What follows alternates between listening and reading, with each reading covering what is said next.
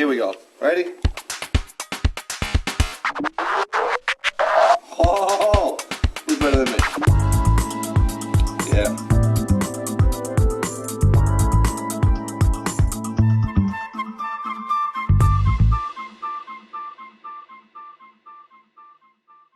Alright guys, now that I have all of the dividers in, I don't have the shape on the top ones yet.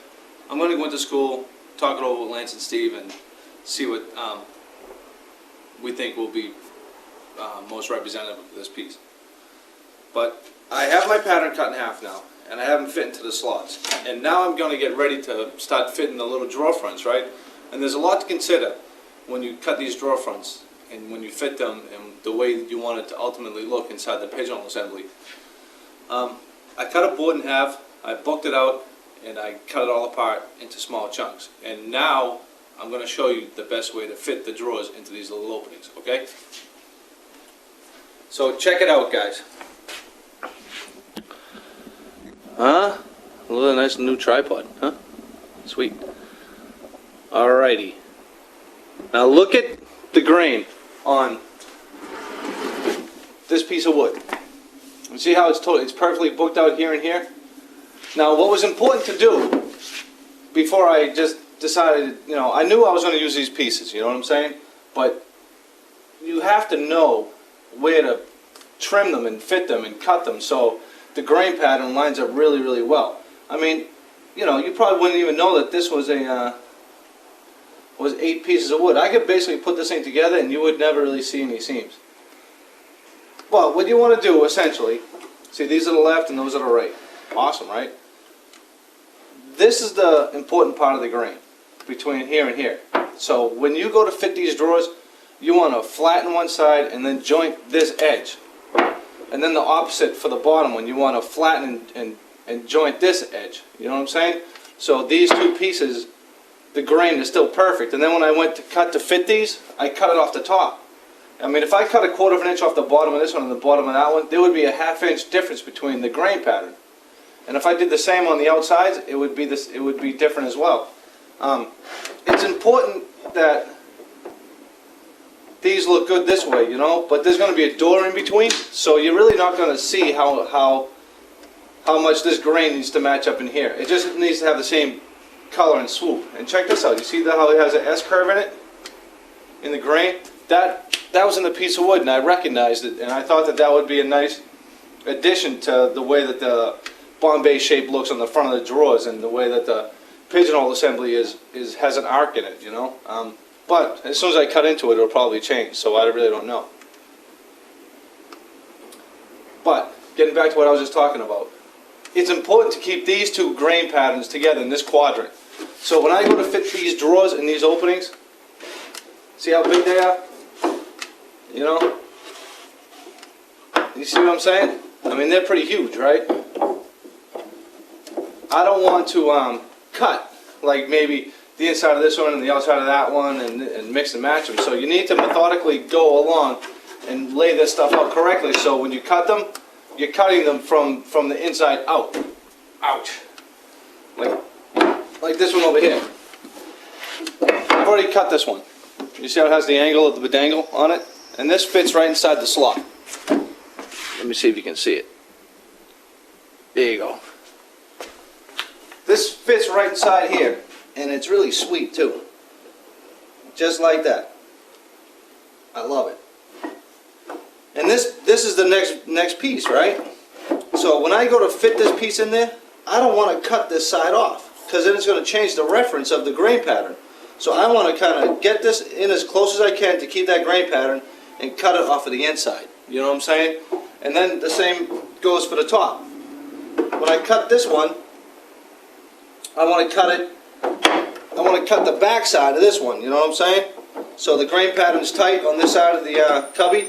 And then when I go to cut this one on this side, left top inside. It's very important to mark all this stuff correctly. Otherwise you get lost. And you make these pretty snug. So you see how the grain pattern's still really perfect coming through here? I'm going to cut this one from that side. So when you see this quadrant of drawers, it's going to be, not only is it going to be really tight, you know, top and bottom, but left to right on the outside. So guys, that's that. A little breakdown on how I gotta lay these bad boys out. And once, you know, I'm gonna go along and cut all these and fit them. And then once I get it to this, once I get it to here and I can dry fit them and get them tight, all I need to do is draw the line a little bit. And that's gonna give me my pattern for the shape of these drawers. And then I'll get the front pattern, and then I'll just, you know, go 5/8 of an inch from that line, and that will give me the shape of these drawers. So I just want to give you a little bit of a breakdown. Can you guys see me? I just wanted to give you guys a little bit of a breakdown on how to lay these drawers out. It doesn't seem like much, but it's very, very important to the overall aesthetics of the inside of this pigeonhole assembly.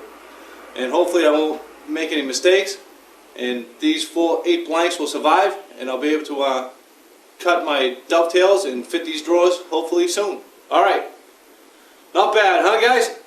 Getting there. It's looking pretty good, man.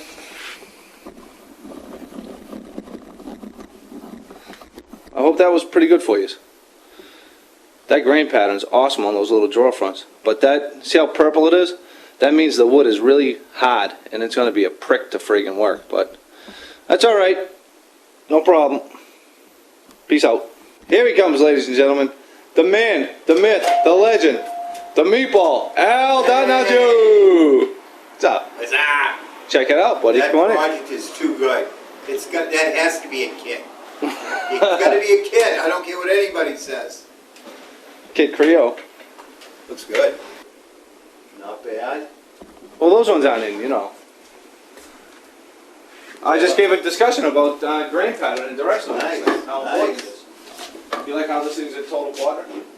Yeah. Look, grain on that. That's good. You cut it out of the same piece. That's cool. Those are the 4 for that side. Yeah. These match up as well. Oh, I see you have them marked. Well, look at, check it out. Oh, this. See that? Oh. Oh. Oh. Takes my breath away. You like how it has like a serpentine Yeah, it does. curve to the Looks pattern? good. I don't know if it's going to stay that way. Yeah, man. Left top.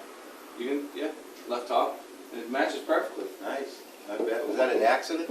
Oh yeah, By design. I do this stuff by accident all the time. Is that right? Yeah. Oh, do you want to see the new podcast that we launched? Yeah.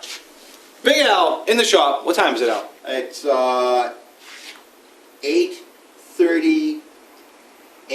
8:38 on Saturday morning. I've been here for like 2.5 hours. 8:28. Al, I got here at 6 o'clock. Eastern time.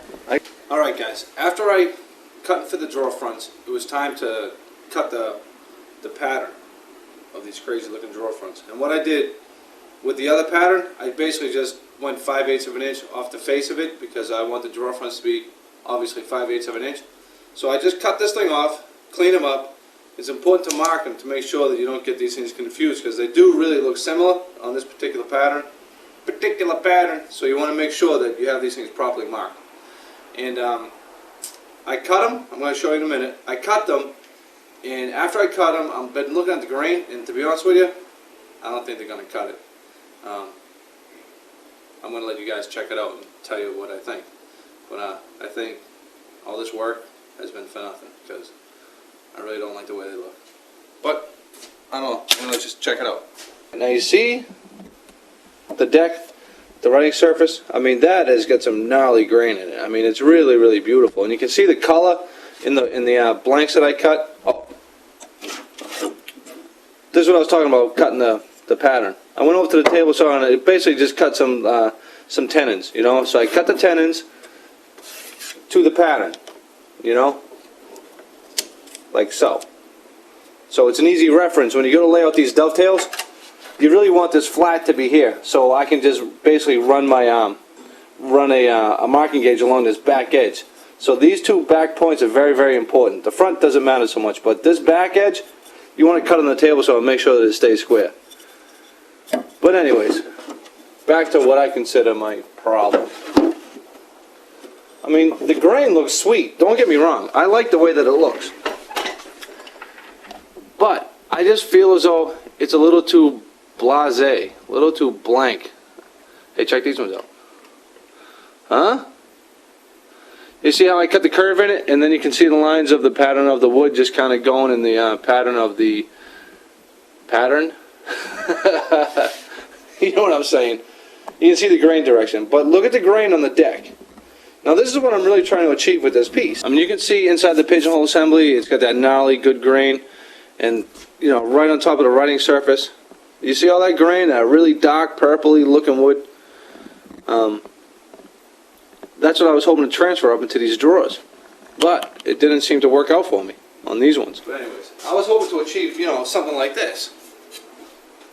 You see a little bit, see how that grain's a little swirly, and all the different colors and grains and everything? It's the same board, but just where I cut it out, it doesn't really match the front of the drawers of the pigeonhole assembly and the way the upper case is going to look. So I think I'm just going to go get another piece of wood. Thank God I bought such a giant piece of wood, because I can just rip off a piece. And since I'm going to go with mirror doors on this one, because typically this thing would have had mirror doors on it, and most of the ones that you see in museums now with the wooden panels are replacements because of the flaking of the nickel-backed, I think it's nickel and silver, I'm really not too sure, backing of mirrors. Back in the day, it wouldn't last long, so that's why most of these things have wooden panels. But I'm going to put the glass panels in, so all the lumber that I had set aside for the panels, I'm going to be able to use now. So I think that's what I'm going to do. Hey, whatever. Alright guys, well, I got another piece of wood.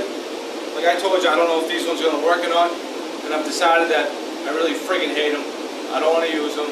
So I went and got another piece of wood out of that same giant board, and I cut what I think is to be a pretty cool looking piece of wood, you know? I don't know if you can see any of this. It's got a lot of really heavy grain and good texture. It's got a crack in it, you know, it's kind of beat up and it's really, really twisted. And look at the edge of that. I'm insane to even think I can dovetail this, you know? But I really think it's going to look pretty awesome in the front. And like the other one, who knows? Like I cut all these drawers expecting to get something really sweet, and it didn't happen. So I hope it happens this time. At least I'm going to give it the effort. If it doesn't, then I'm just going to go with this wood. I can't be cutting down friggin' trees every time I don't like the way something looks, you know? One day I will be able to, but this isn't that day. So I got the air conditioner on. It's friggin' hot out, so I'm just going to leave that thing on, talk over it, whatever. So I'm just going to cut this thing apart and fit it. Next time you see it, it's going to be chopped up in little blocks, and I'll be ready to fit those drawers again. No problem. I don't care. Go for it. Go for it, Rock! Well, I cut all new ones. I'm really irritated. I hope these ones look a lot better. You know, all this extra work, you can see them down in there now. We'll see what happens when I start cutting into them. I cut up all the pine for the backs and bottoms and the sides and all.